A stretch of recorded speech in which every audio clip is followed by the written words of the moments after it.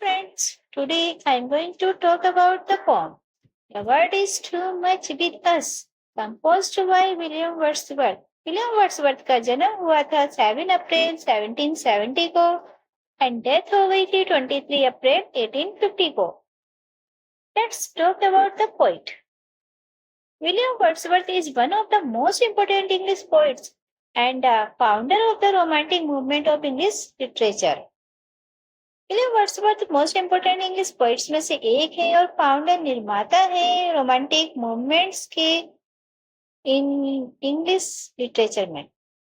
Wordsworth was known as a lakeland poet. Wordsworth को जाना जाता है लेगलैंड पोइट के रूप में. He was often called a nature poet because of his emphasis on the connection between humans and the natural world. जो human और natural world के बीच में जो कनेक्शन है उस पर वो दबाव डालते हैं, उस पर इम्फेसिस करते हैं. उसके कारण नेचर पोइट कहा जाता है विलियम वर्ड्सवर्थ को.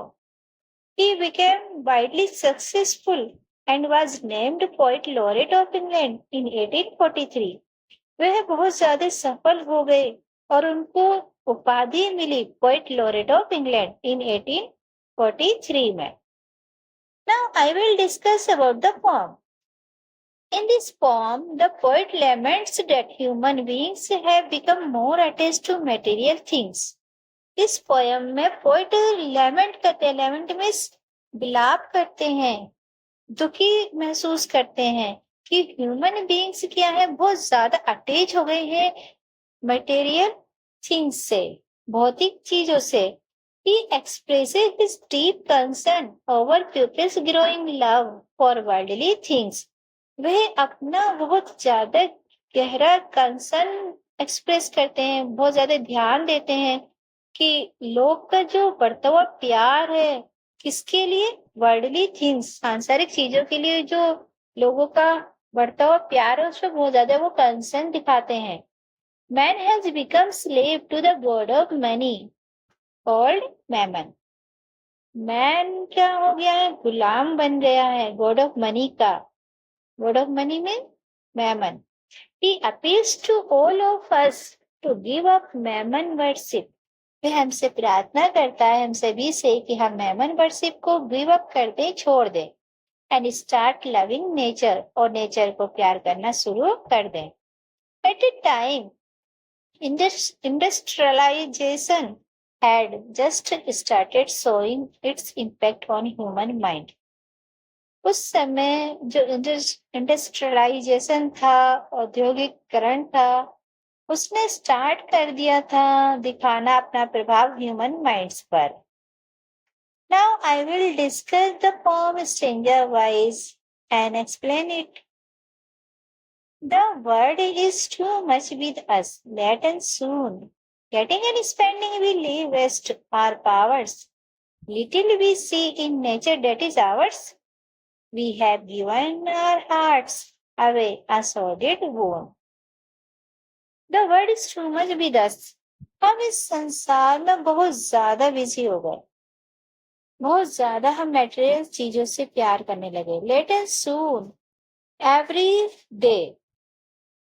लेट एंड सून मतलब एवरी डे, प्रत्येक दिन क्या है, हम इस संसार में बिजी रहने लगे, मटेरियल थिंग्स को प्यार करने लगे. गेटिंग एंड स्पेंडिंग, पैसों को खर्च करने में, कमाने में हम अपनी पावर्स को वेस्ट कर रहे हैं, अपनी एनर्जी को वेस्ट कर रहे हैं. Little we see in nature, हम प्रकृति पे तो बहुत कम ध्यान देते हैं. दैट इज आर्ट्स, जो हमारे लिए है, ये प्रकृति तो हमारे लिए ही है, फिर भी हम इस पर बहुत कम ध्यान देते हैं. We have given our hearts away a sordid boon, हमने अपने हार्ट्स को दे दिया है. अ सॉर्डेड बोन, एक तुच्छ ब्लेसिंग. ब्लेसिंग यहाँ पे बोन आया है, मतलब बोन मीन्स ब्लेसिंग होता है, सॉर्डेड मीन्स तुच्छ, डिटेस्टफुल. मतलब हमने मटेरियल चीजों को अपने दिल में जगह दे दी है. वर्ड मीनिंग, द वर्ड का मीनिंग यहाँ पर है, it means love for material things, कि हम मटेरियल चीजों से प्यार करते हैं. Late and soon, every time. Getting and spending while earning money and spending it, पैसा कमाना और खर्च करना। पार्ट्स, एनर्जी एंड पोटेंशियल, ऊर्जा और क्षमता। Little means very less, nothing यानी कुछ नहीं। Solid mean abhorrent, डिस्टेबल, hateful, dirty, मतलब बहुत जिसमें टेस्ट ही ना रहा हो, तुच्छ, नफरत करने वाला, गंदा। Bone means the thing that is helpful, वो चीज जो हमारे लिए हेल्पफुल है, सहायक है, ब्लेसिंग है हमारे लिए। Explanation, in this stanza the poet makes a strong case against all of us for our growing love for material things. Poet यहाँ पे बहुत ज्यादा स्ट्रॉन्ग केस बना रहा है हमारे प्रति, या हमारे प्रति कुछ बता रहा है कि हमारा जो प्यार है मटेरियल चीजों के लिए वो बढ़ता जा रहा है। We have made ourselves detached, means cut off, separated, हमने अपने आप को अलग कर लिया है फ्रॉम नेचर, प्रकृति से। We are every time busy in earning and spending money, हम हमेशा बिजी रहते हैं पैसे कमाने और खर्च करने में। We have no communication in with nature, हम बिल्कुल भी नेचर से जुड़े हुए नहीं है, बिल्कुल भी नेचर से हम कम्युनिकेशन नहीं करते हैं। The poet has used the possessive pronoun ours, poet ने यूज किया है possessive pronoun ours for nature के लिए। He means to say, इसका कहने का मतलब यही है that God has created nature for all the creatures on the earth, कि गॉड ने प्रकृति को क्रिएट किया है पृथ्वी के सारे क्रिएचर्स के लिए, सारे प्राणियों के लिए। So nature belongs to us, इसलिए नेचर हमसे बिलोंग करती है। And we also belong to nature, और हम प्रकृति से बिलोंग करते हैं, संबंध रखते हैं। We can not afford separation from it, हम इससे अलग नहीं हो सकते। इफ इट हैपेंस, अगर ऐसा होता है, harmful effect on the earth can be felt और सीन, तो हानिकारक प्रभाव पृथ्वी पर फील किए जा सकते हैं और देखे जा सकते हैं। We have given our heart to material things, हमने अपने हार्ट दे दिया है मटेरियल चीजों को। It means we having started loving them, इसका मतलब यही है कि हमने प्यार करना स्टार्ट कर दिया है मटेरियल चीजों से। In our love for material things we are wasting our time and energy, material चीजों के प्यार के लिए हम अपना टाइम वेस्ट कर रहे हैं, अपनी एनर्जी को वेस्ट कर रहे हैं। The poet calls material things a sordid bone, poet material things को एक सॉर्डेड बोन पुकारता है। He uses a paradox to explain us to what material things are in reality. वह पैराडॉक्स यूज करता है मटेरियल चीजों की एक्सप्लेन करने के लिए कि वास्तव में वो रियलिटी में होती क्या है। सॉर्टेड मीन्स हेडफुल, नफरत वाला। The word boon means a blessing or a thing which is very helpful and beneficial for us. कि मतलब जो वर्ड बोन दिया गया है वो ब्लेसिंग के लिए दिया गया है, या उस चीज के लिए दिया गया है जो हमारे लिए हेल्पफुल है, लाभदायक है। If the thing is beneficial for us, यदि हमारे लिए एक चीज लाभदायक है, then how can it be helpful and mean, ये कैसे हमारे हेल्पफुल हो सकती है, मीन तुच्छ हो सकती है। तो इसमें पैराडॉक्स का उसने यूज किया है जो कॉन्ट्राडिक्टरी है, एक दूसरे से बिल्कुल कॉन्ट्राडिक्टरी है word. Now I will discuss the second stanza of this poem. This sea that wears her bosom to the moon, the winds that will be howling at all hours. मतलब समुद्र ने wears means खोल दिया है अपना bosom, अपना heart to the moon के लिए। The wind that will howling at all hours, हवा all hours मतलब एवरी टाइम हाउस करती रहती है, शोर मचाती रहती है। And are gather up now like sleeping flowers, और अब क्या है, वो गैदर अप हो गई है, मतलब इकट्ठी हो गई है, सो गई है, जैसे फूल सो जाते हैं, रुक गई है, जैसे सोए हुए फूल होते हैं। फॉर दिस, इसके लिए, फॉर एवरीथिंग, प्रत्येक चीज के लिए we are out of tune. हमारे पास टाइम ही नहीं है, हम आउट ऑफ ट्यून है, हम इससे इससे इफेक्ट नहीं हो रहे हैं।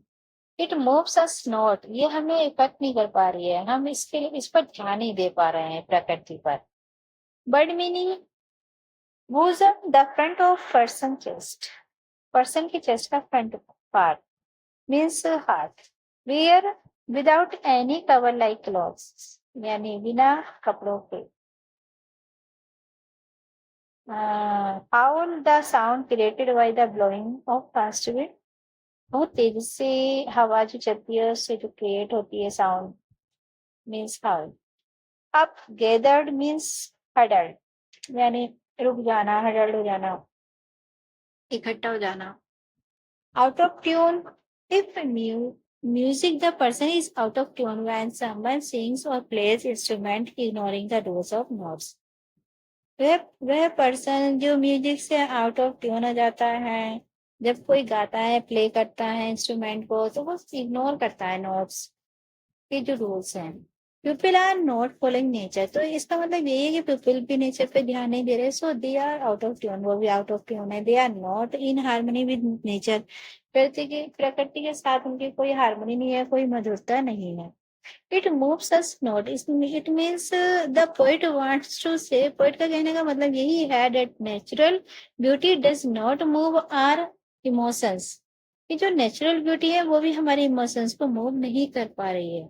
We do not feel attracted, हम अट्रैक्ट नहीं हो पाते हैं toward nature and its beauties, और इसकी सुंदरता के प्रति। Explanation. In the above stanza, the poet creates a very beautiful word picture using personification of the sea and the moon. above stanza में पोइट ने एक ब्यूटीफुल वर्ड पिक्चर क्रिएट की है पर्सोनिफिकेशन यूज करके, सी के लिए एंड मून के लिए। The poet uses a straightforward image of the sea in female form में, फीमेल फॉर्म में समुद्र की एक स्ट्रेट फॉरवर्ड इमेज यूज करता है वो एक्सपोज करने के लिए to the view of moon, moon के व्यू को एक्सपोज करने के लिए, खोलने के लिए। इट इज ऑल सिंबॉलिकली, ये बिल्कुल सिंबॉलिकल है, बिल्कुल प्रतीकात्मक है। The sea has been shown as a symbol of mother nature, समुद्र को दिखाया जाता है मदर नेचर के सिंबल के रूप में। The second image that emerges in poet's mind, जो पोइट्स के माइंड में आती है second image, is that of the winds huddled together like sleeping flowers, की विंड क्या है साथ साथ हडर्ड हो गई है, रुक गई है, जैसे स्लीपिंग फ्लावर्स की तरह सो गई है। Usually winds blow strongly through out the day, अक्सर क्या होता है विंड स्ट्रॉन्गली चलती है पूरे दिन, बहुत तेजी से चलती है। They cause so much discomfort creature on the earth, बहुत ज्यादा डिस्कम्फर्ट क्रिएट करती है पृथ्वी के सारे प्राणियों के लिए।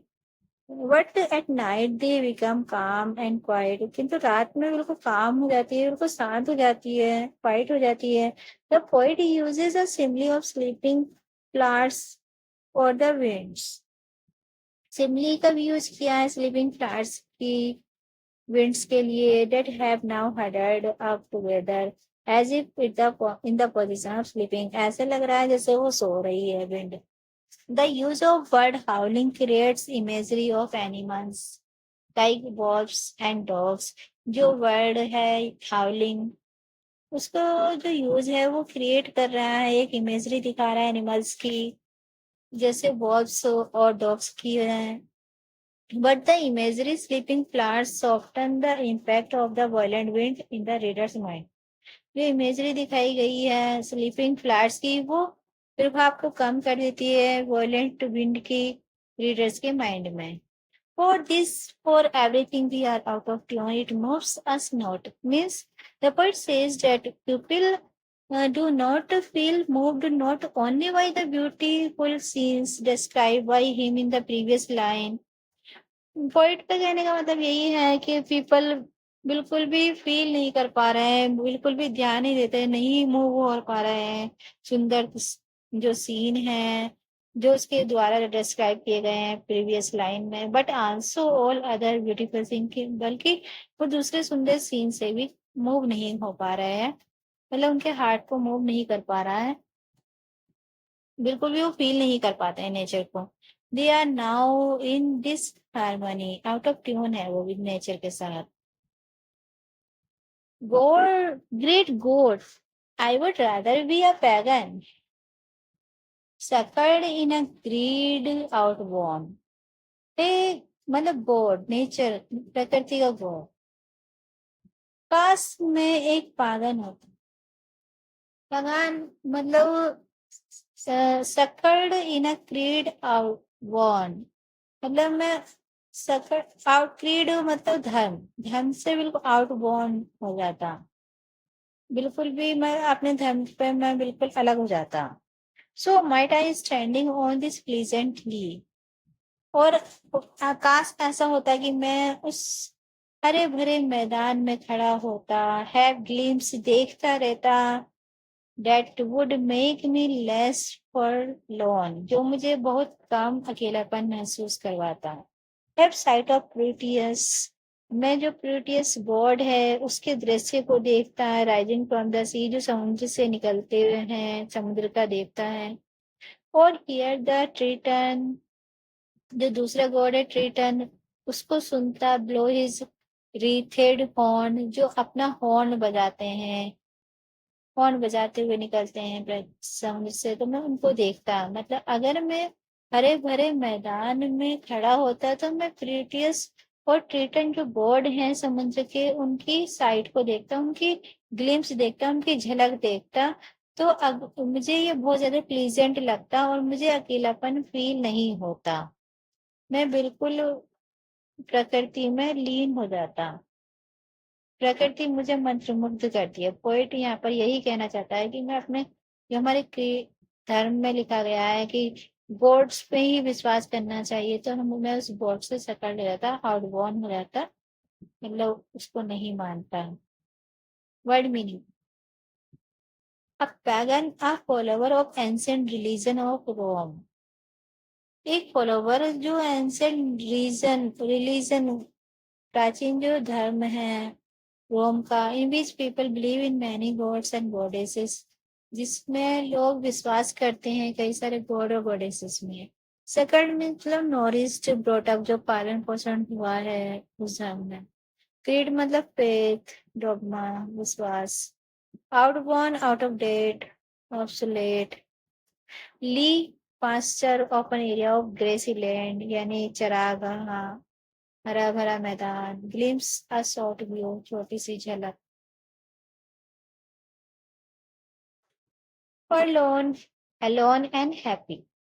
Explanation, the poet proceeds further to declare his choice. Poet यहाँ पे अपनी चॉइस डिक्लेयर करता है आगे। He declares that he would prefer to be a pagan rather than be affected by the growing materialism in the world due to the first phase of industrialization in England। मतलब वह declare करता है कि वो pagan होता है, इससे अच्छा कि जो बढ़ रही है मेटलिज्म, भौतिकवाद, जो इंडस्ट्रियलाइजेशन है इंग्लैंड में, उसके फर्स्ट चरण में ही उसके कारण क्या भौतिकवादी जो बढ़ रही है उससे अफेक्ट होने से अच्छा है वो पैगन होता। He would be ready to renounce his religion Christianity, वह रेडी हो जाता अपनी जो धर्म है क्रिश्चियनिटी उसको रिनाउंस करने के लिए, उसके लिए उसको गिव अप, त्यागने के लिए। That advocates for only one god, जो केवल एक ही गॉड को मानती है। You would like to follow the religion in which nature is worship, वे उस रिलीजन को फॉलो करता जिसमें वर्शिप, पूजा की जाती है प्रकृति की।